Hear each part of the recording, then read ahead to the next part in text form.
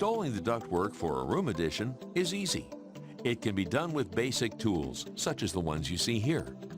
Other tools are used by professionals and may be needed in a more complicated installation. The first step is to plan the job. To make the planning process simple, Masterflow has a unique color-coded system so you can see exactly which pieces you need. With this system, you can get the right pieces you need to make your addition a success.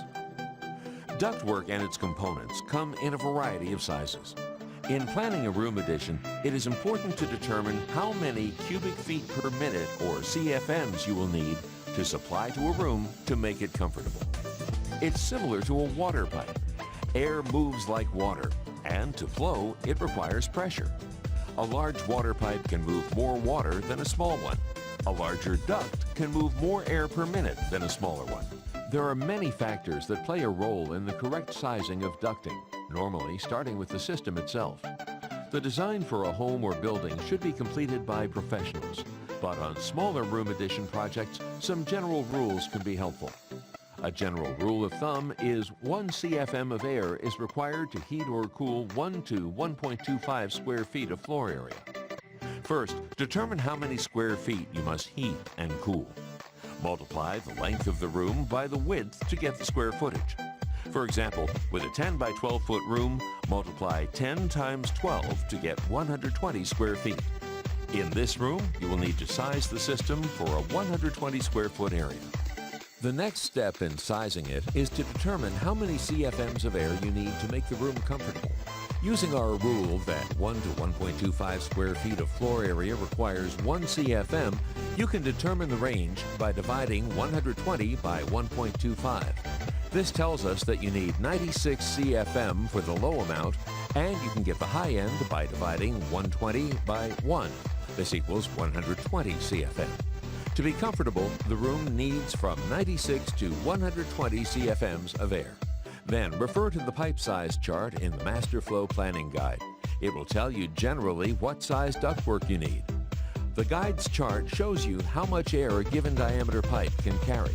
For example, according to the chart, a 6-inch diameter pipe can supply the 110 CFM, so you need to buy 6-inch ductwork. Or, if it is a larger room that requires more than one register, you can use the chart to determine what combination of pipe sizes to use. If you are using flexible duct, a larger diameter may be required to achieve the same CFM flow. You need to consider the distance between the trunk you are using and the room to be conditioned. If the distance is too far, the air will not reach it efficiently. You must find the closest large branch line.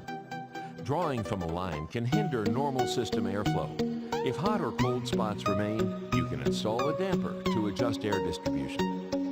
There are no set rules regarding the opening size of the register box.